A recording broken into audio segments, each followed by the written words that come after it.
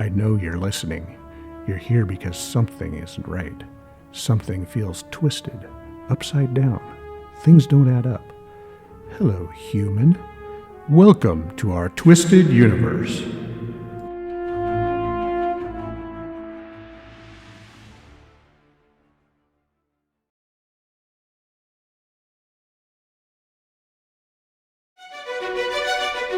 Hello, human, and welcome. In this episode, we talk with Karen Morton, the spiritual warrior. We discuss her harrowing tale of kidnapping and how it led to a path of recovery and enlightenment. Karen now plays an important role in Simon Park's organization, Connecting Consciousness, as coordinator for the state of Texas. After the show, amplify your energy at asaricrystals.com. Hi, and welcome to our Twisted Universe. Today we're going to be talking to Karen Morton, and she is the coordinator for Texas, Connecting Consciousness. We have a really interesting ascension journey and a spiritual journey that she's going to share with us today. Hi, Karen. Welcome. Hi. Thank y'all for inviting me. Good to see y'all. Really happy to have you today. This is really exciting. We do interact with you pretty frequently, and you have some really inspiring stories, and I thought it would be something that our audience would really enjoy hearing about. Can you tell us a little bit about your awakening journey and how that all got started? I can. I'm happy to share it because as it starts out, you think it's going to be a tragic story, but it actually is. It actually ends in a story of not only survival but spiritual growth and perseverance. So let me start. Back in 2013, I went to California with my then husband. Then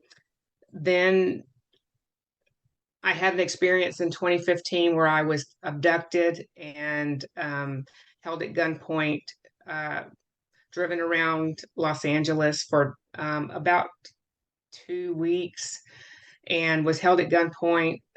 They played Russian roulette with me. They put me in the back of a trunk of a car. I was thrown from the car, and I was drugged. And when I woke up, I had tattoos all down one arm, on both sides of my neck, and one on my hand, at the top of my hand, which is an upside down cross. No. And the way they did it was, well, I'll just let me just go in order. So after driving around Los Angeles, like I say, they did the tattooing. I woke up the next day and had these like midnight black tattoos all over. And so when during this time they took off, they had my identification, my debit card and things like that. So they emptied the money out of the account, bought tickets to Alaska, and we flew into Anchorage. And during this time, I did not try to escape because they were constantly showing me pictures, live feeds of them following my family members, mom and my sister, my grandson, my daughter. And so I knew, and I just kept receiving this message. It just wasn't time, just wasn't time. So flew to Anchorage, drove 6 hours to Homer, Alaska. It's just a little fishing village. And was there for about a week. And then one night, I mean, this was horrible. It was just a horrible, they didn't let me eat, didn't have much to drink. I was really kind of afraid to sleep. I didn't know what was going to happen. So it was one Friday night. It was kind of rainy and cold. It was in November, actually the week before Thanksgiving. And I had heard them talking that they had bought tickets to go to Kodiak Island, but they were going to be short a ticket coming back. So I knew I wasn't coming back. I knew that's where and it's very primitive native land, not well industrialized or anything. It's overthrown with bears, and so I knew that I was not coming back. So I sat there and I just received a message that it's now time to fight. So Karen, Mhm. how did the message come in? It was like a download. It was just like I just innately knew. I heard it. It was like a voice in my head, like, it is time for you to fight now, and you're going to have to fight like you've never fought before. And I'd never even been in a fight before. So um, I, you know, I knew that the time was at hand, and so this fight started, and it was a bloody fight. It was really a brutal fight.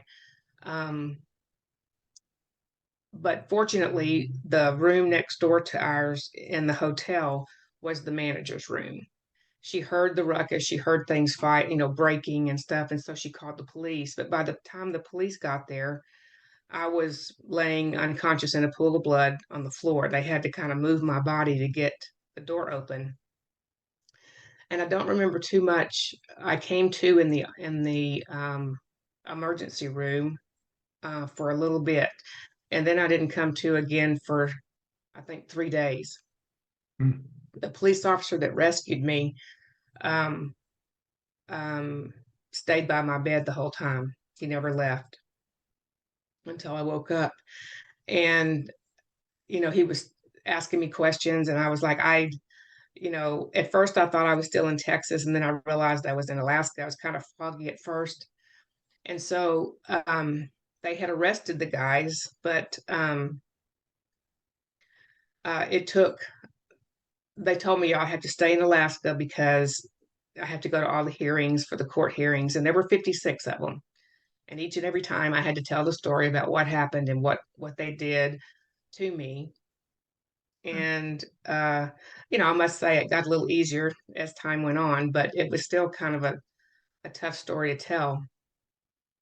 But the police officer said that he and the chief of police had said that they had never seen such a horrible sight in their career as how the room was left. And um, so as these court cases, these hearings progressed, they ended up admitting that they had done it. So they got like 40 something years in prison.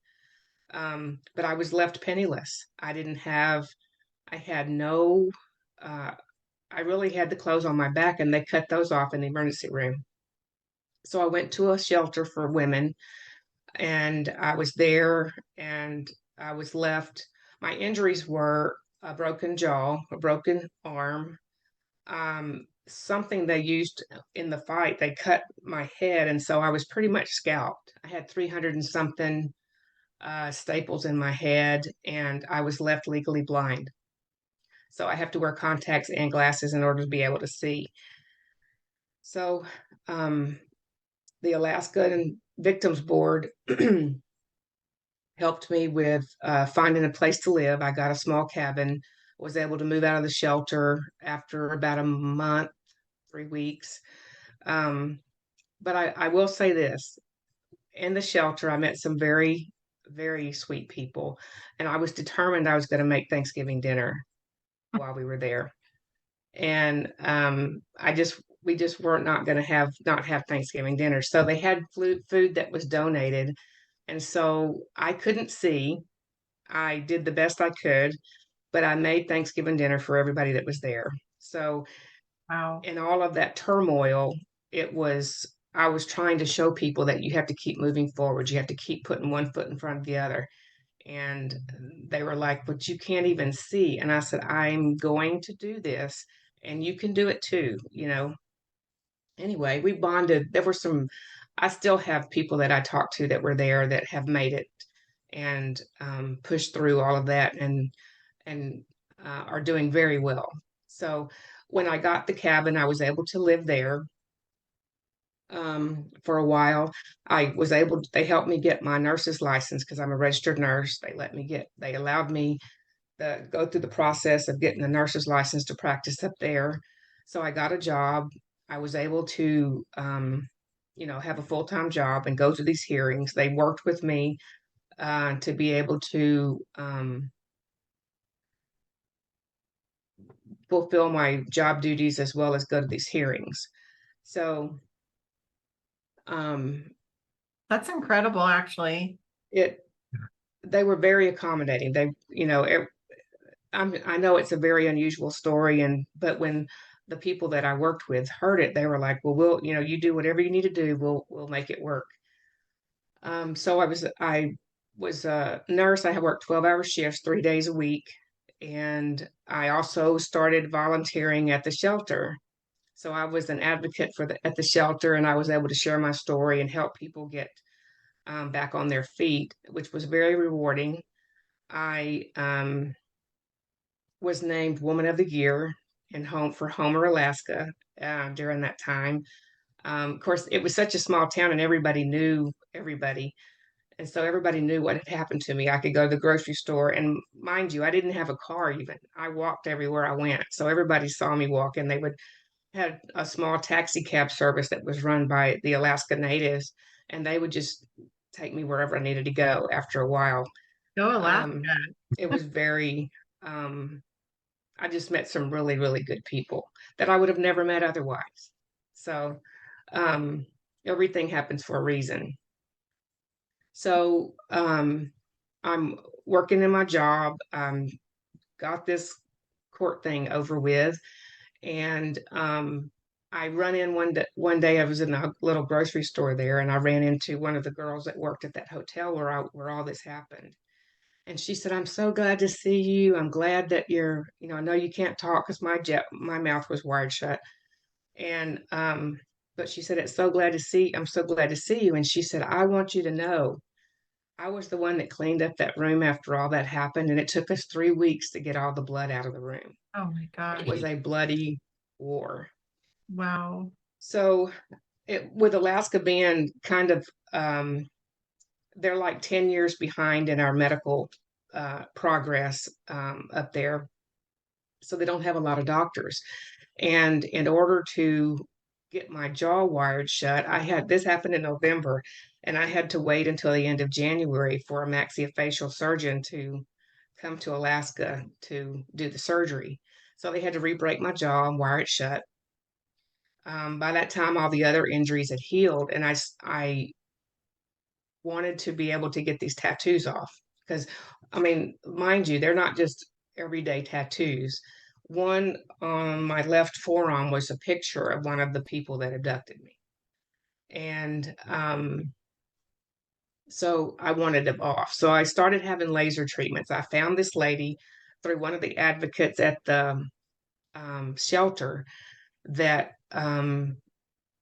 she helped battered women who had been branded, is what they call it, remove their tattoos. And so it's a very painful process. I don't know if anybody's ever had that done, but they use a laser and they trace the whole entire tattoo, and it feels like they're doing it with a lit match.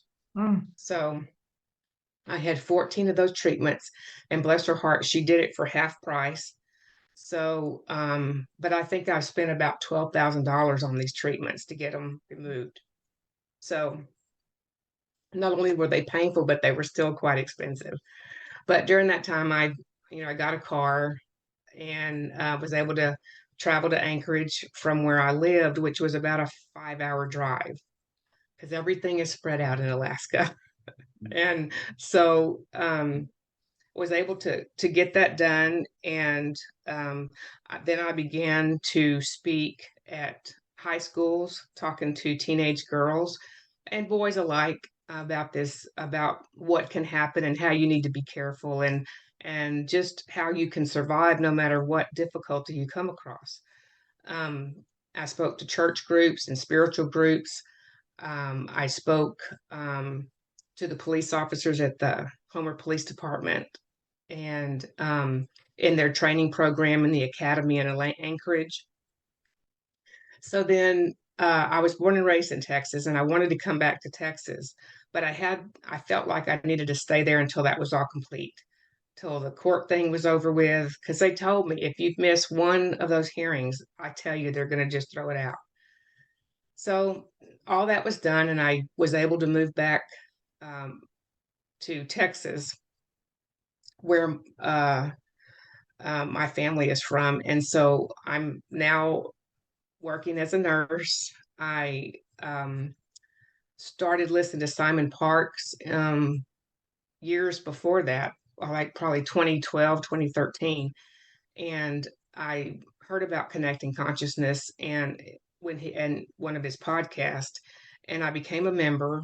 And in the membership, it was hard in Alaska because everything is so spread out and the weather's bad so often at the time.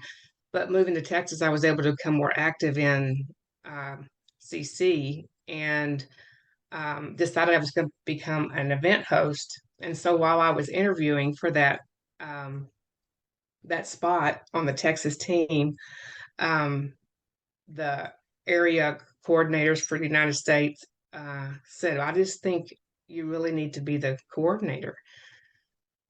And I said, well, I hadn't really thought about that, but yeah, I think I could do that. So the rest is history. I am the coordinator for the entire state of Texas. We have right at 6,000 members and growing every week. We are a spiritual group that uplifts each other. If somebody's having a hard time, we help them. And we just have this incredible bond on a spiritual level that Yeah. we meet on podcast every Thursday night, and I have one again the end of the week on Saturday mornings. And it has just, I get way more out of the calls than I think than the members do. It's such a we have touching moments. We have moments where we're frustrated with the um, political scene and things that are going on around us that we know are not true, that it's just being presented as fact when it really isn't. But I think my story needs to be told because these times are difficult. People are suffering, and people need to see somebody that has made it through that storm and to the other side. And I think if we can get so lost in we can get so lost in the storm, it's hard to see the other side, that there's light at the end of the tunnel. And so it is a privilege for me to be able to share my story and um, show people that you can make it through just about anything. I mean, to be held at gunpoint for day in and day out, to not eat for a week at a time, to never know when this might be your last day. But I received through this whole process very clear messages. It is not time to fight. It's not time to fight. And now it's time to fight. And you'll make it through this. You'll be fine. And that was the first thing that when I woke up for the first time in the hospital, the first thought I had was of this voice, and it was, you're going to be fine. You'll make it through this. So to have the intuition, or I don't know what you call it other than intuition, to know for a fact that you're where you're supposed to be, and you know not so good things happen to people all the time, but it doesn't have to keep you down. So um, I hope that people from my story will hear, number one, you can always make it. There's always another day. And number two, never give up. When Simon interviewed me, and he interviews everyone that's going to be on the teams, he is psychic, and when he talks to people, he can kind of he gets vibes from you or whatever. And so when we were talking, he said, you are a spiritual warrior. And so every time I talk to Simon, it was on a phone call or a Zoom call with all the other coordinators or whatever, and we ask questions and this and that. I don't think he's ever called me Karen again. I think he only calls me spiritual warrior. And I wear that badge proudly. I know that there are a lot of people that may be stronger than me, but I don't think um, I don't think there's a lot of people that can tell the story of things that they've gone through and have such a great ending for it. But I know that people can strive to do better and to be better and to make this world a better place. And that's what I think my my place in this world is, to be a light worker and to make this world a better place. And I know from the time when I had my first daughter, I have two girls. Um, that's the first thing you think about is, I'm going to make this place a better place than when I than I had. And little did I know back then of the things that I would go through, but um, it just is never, you never understand it until you go through it. So I think in my counseling with as a nurse or as um, connecting consciousness, the ability to be compassionate and understand and be able to walk in other people's shoes, so to speak, comes from me living through these experiences. So I think we need to also remember that everything is a learning experience, and it may be hard lessons, but there are always lessons to learn. So that's my story. And certainly it isn't over yet. I hope to be doing more humanitarian work as the times change, and that we get back to where people can be themselves and be there and live their truth. So that's my story. It's amazing. You started doing CC work in the shelter before you were part of CC, and Well, it was like you already knew, you just didn't know, and you were already moving in that direction. I have some. it's amazing how things work and how everything through life, you can see how everything fits together. Yeah. Um, and one thing that you get through leads you to the next step and to the next step and to the next step.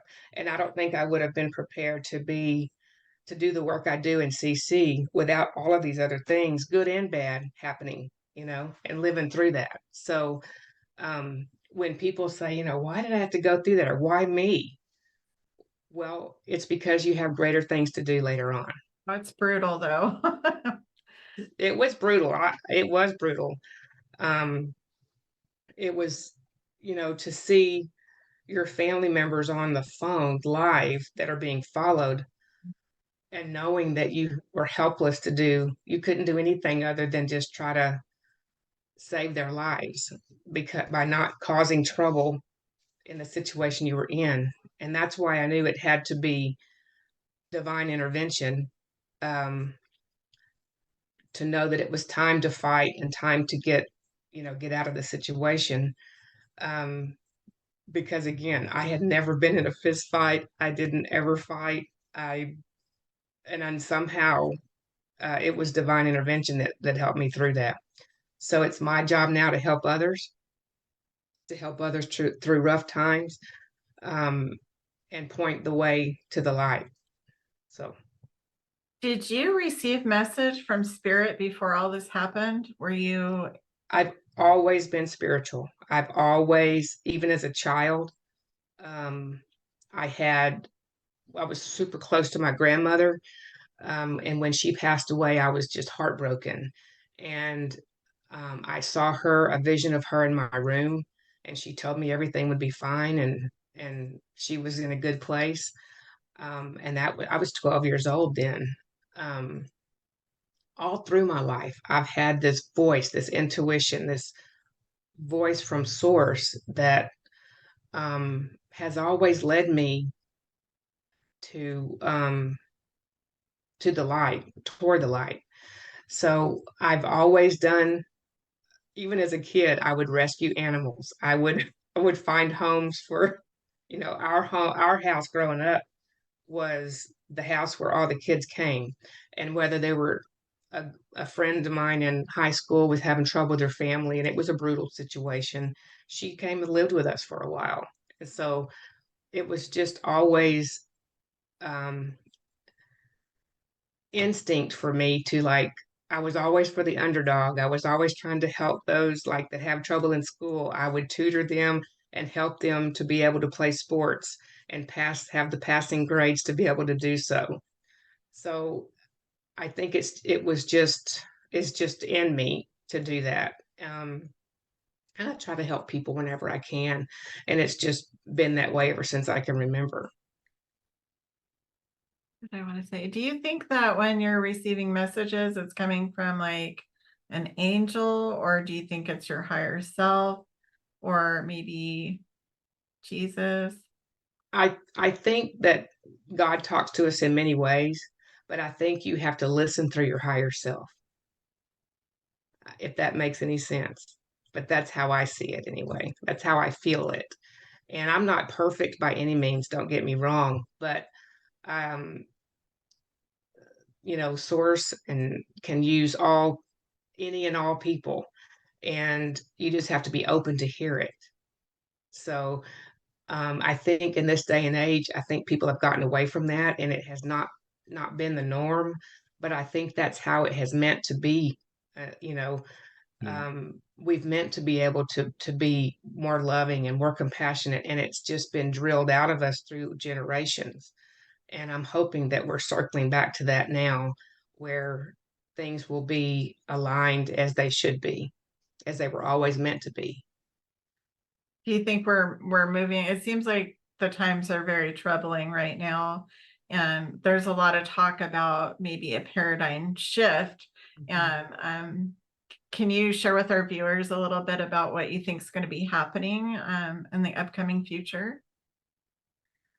I do believe that we are in a powerful shift. I think we've been in a battle good against evil for a long time, and I think we're nearing the point where ascension will happen, and we'll be in like a dual existence. There will be some people that won't make the ascension, and that's sad, but most of the people will, and get to a time where um, money won't really matter. We'll have the things, we'll have abundance of everything. It will be a loving community. Uh, there will be no more wars. And I just think that this time is the best time ever to be alive. We're going to see things that no other generation has ever seen. And when you stop and realize that, I signed a contract before I was born to be here at this time, to do this work, and to cross these people's paths. And it's more than amazing. It's it's divine intervention. So we're all here for a reason, and I think we've been drawn together as a group, like in CC, for instance, of like-minded people that have the same gut feelings and intuition, and it pulls us together and it makes us stronger, and it makes it raises the vibration of the planet. And when you realize that, what a special time it is, it's really hard to be sad with the times that we're living in. They may be tough, but they're short-lived, and great times are coming, and our glory days are right around the corner. That's what I truly believe, and I see it a little more and a little more every single day. So there is hope. There is always hope, and I just um, want everybody to know that it's attainable, that it's right around the corner. All you have to do is open yourself up to it, and it's right there in front of you. I find that CC is a very diverse group of people. Like I asked Joe, I'm like, where are we going to find our people?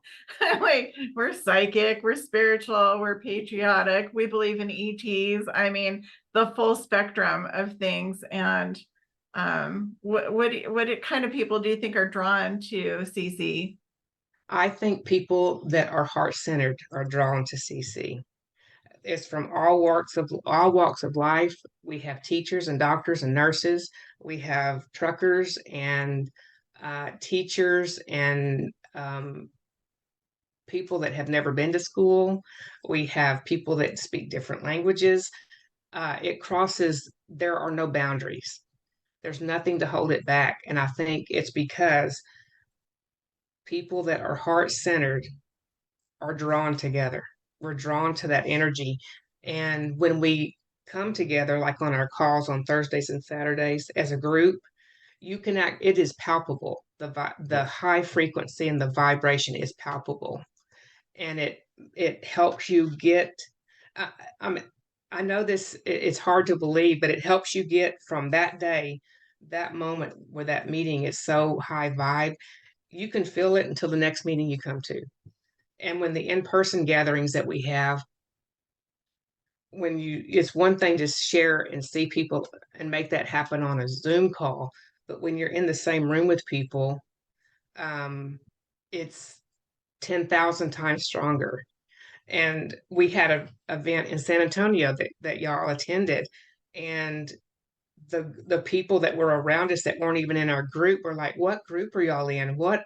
Mhm. I mean, you can feel the vibe, and that's what it's all about. And just imagine what it's going to be like when the world is like that. That's really great. I can definitely say I had some really incredible conversations.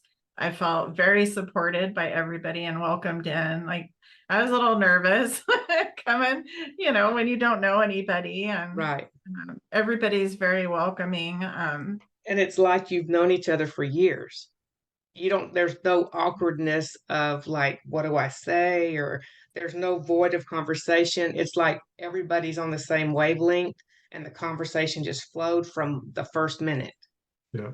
You Yeah. look up and you've been there for 3 hours. And everyone exudes this. I can feel it on the calls, and I can feel it in For sure. the gatherings where everybody, the entire group, exudes this heartfelt kindness and compassion for whatever it is they're talking about. They're passionate about it. They care about others Mhm. almost to a fault, you Mhm. know. And it's funny because everybody kind of has their niche. Like my mom's in CC, she's 84. We've got younger people in CC that are in their 20s or early or late teens. And you still have that conversation. The age doesn't matter, your background doesn't matter, your ethnicity doesn't matter, your cultural background doesn't matter. And I think the magic is because everybody's heart centered, Yeah. and that is how things were supposed to be from the get go, and things got horribly messed up along the way, and we're getting back to the way things are supposed to be. Humanity got hijacked a long time ago. Yes, we're taking it back.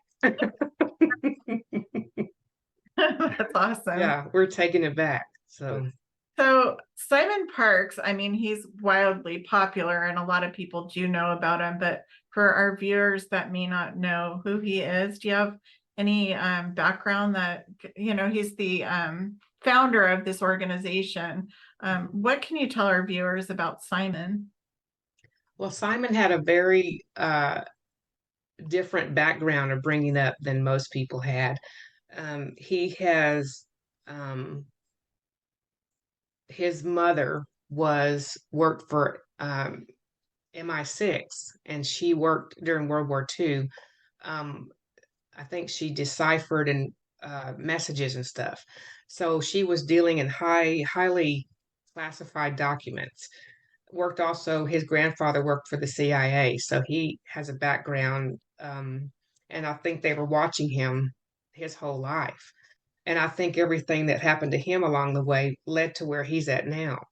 And he's highly intelligent. He is highly in tune to everyone else. He's very heart centered.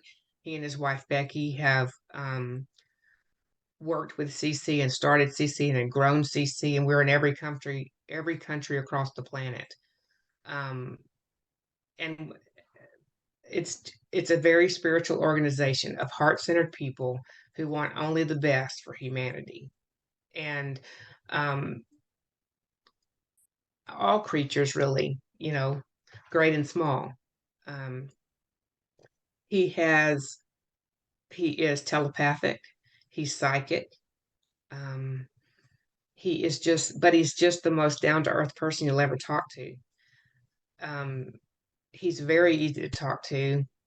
Um, he has been involved with the Alliance as we move forward into these changes that we're going to be going through the QFS system, quantum financial system, as well as Nasara Jasara. And what we're going to do, our group is going to do, we're going to do humanitarian projects that through CC on a grander scale, the most, and it's a chance of a lifetime. And that's just around the corner. The planning stages have been set for years. The battle has been going on for generations, but it's come to the end now where um, the light has won. The good side has won, and it's just playing out to completion. But the humanitarian projects will, we've always done nice things or good things for people, but to be able to do it on a grander scale where it's a global effect is a once in a lifetime thing. And so when being able to do that and being able to do that with someone like Simon and someone like Becky is a privilege. Mm-hmm.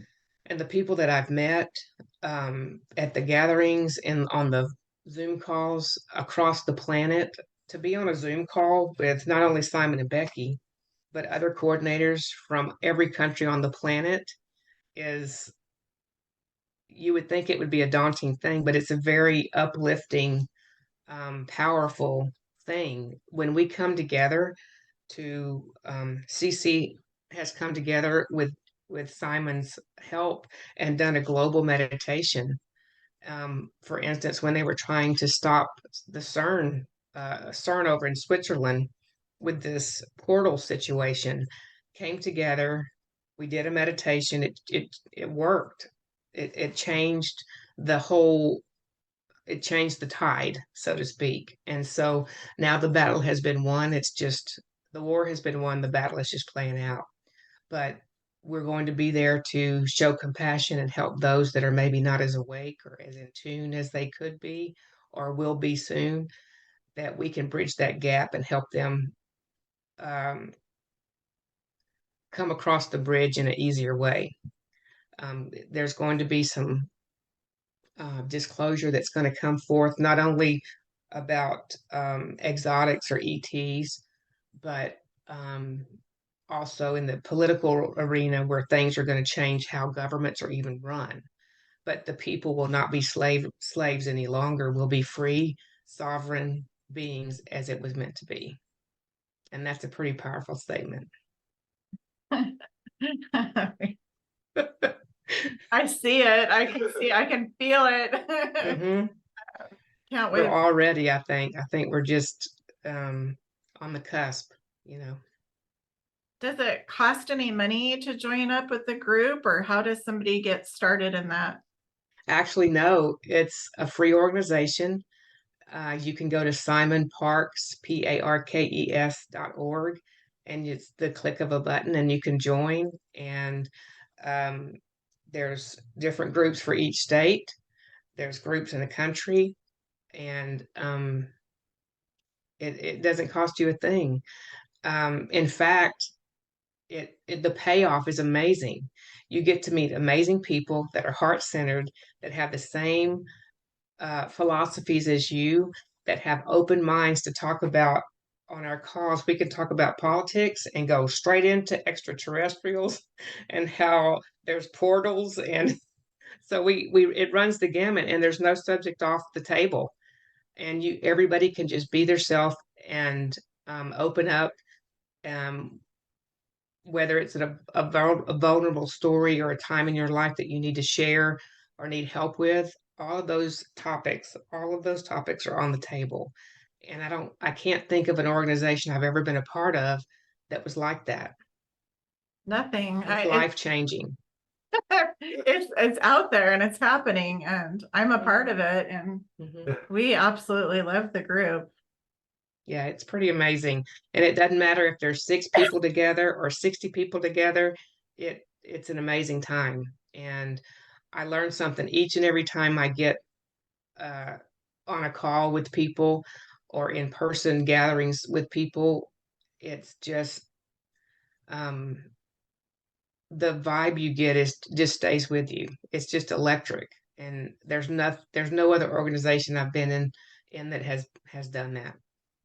So I encourage everybody to um, do their own research. Ask about it, read about it, get on the website, listen to podcasts from Simon, and you'll maybe if it resonates with you, then join. We're happy to have new members. We've been growing by just in the month of April. I think we had 15,000 new members. Wow. So it's been very comforting to know that many more people have opened up their hearts to living and and doing the right thing and empowering themselves as a sovereign being. It's been a long, long time coming, but I think the time is here. That's incredible. Finally. Finally, yes, finally. Joe said Charlie Ward popped on the last call with you guys. He did. He did. We were on our Saturday call, and he was speaking at an event in Bowie, Texas. And it was during our call. It starts at 9 o'clock in the morning. And one of our event hosts was there, happened to be there, and saw Charlie. And so he hopped on the call and spoke to everybody and wished everybody well. And he is involved in the um, quantum financial system side of things. And so when that change happens, that's going to be amazing in and of itself, in addition to Nasara. Um, but he's a very nice man, and he has the Insiders Club, which he talks about mostly the financial side of things and the political side, and connecting consciousness is more the spiritual side, although it kind of intertwines because everything flows together. And when certain political events happen or take place, a lot of times it's a cover for the spiritual side of things to keep happening. So it does intertwine and flows to greater things happening. So it's very, very exciting to see and to know that the research that I did 6 years ago has all come to fruition. So it's just a matter of time. And I think it's a very short amount of time where we will see a change in our financial system, a change in our political system, and the Nasara Jasara glory days that we're going to be a part of shortly. It is right around the corner. Well, I think you're giving a lot of people hope and a lot to think about for sure. Yeah. There's been a lot of information I've talked about in the last little while, and I know it's a lot to take in. But again, when my story starts out, it's kind of dark and it seems bleak, but the light shines through and just permeates my whole story. And I hope that I'm able to express that in a way that people can understand that and see it. Because I don't feel like a victim. I'm clearly a survivor, and I've never called myself a victim. And during the court case, the prosecutor would, this is the victim, and I would correct him every time. No, I am not a victim. I'm here to tell you that I'm standing on my own 2 feet as a sovereign being. And I was even using the term sovereign being even back then. And so everything has just flowed together in such a way that it's like a picture. It just flows. And our life story is just that. It's a story that flows from beginning to end. And great things have happened to me, and great things will happen again and continue to happen. And it by far outweighs any rough times that I've had. And I hope people will see um, the success of that, and the light that comes from being able to be true to yourself and be a sovereign being. Nobody can take that away from you. I think we're going to have to start calling you spiritual warrior as well. Because you are. You've fought through the dark times and embraced the light, and it you've made lemonade out of some really sour lemons. Yes, I see the lemon back there. Yeah. Yeah, that's there for a reason. But I just want people to know that, sometimes things are bleak, but they're not. You just never give up. You always move forward, and success is right in the next step. In the next breath, even. Yeah. And people are there to help you. You just need to ask for help, and people are there to help you. And the days are coming where peace and harmony is going to be the norm, and I can't hardly wait. Same here. Yeah. If our viewers wanted to follow your story or reach out to you, is there a good way for them to contact you, or what's the best route? Well, I do have my CC email is USA.TX at connectingconsciousness.org. I'm happy. I am on Facebook. I'm happy to for people to find me there. And every Thursday night and every Saturday morning, I do a Zoom call with people. So if my story resonates with people, if Simon's story resonates with people, I invite them to come join us, come to a meeting and see what you think, because I guarantee you'll feel better when you leave. I can second that. Yep. Well, thank you so much for joining us today. We absolutely adore you. You are our spiritual warrior. You're always so lovely and enjoyable to share time with. And we're really taken back by your story. It's just, it was very moving, very moving. And Well, it was my pleasure to be here and be able to share my story of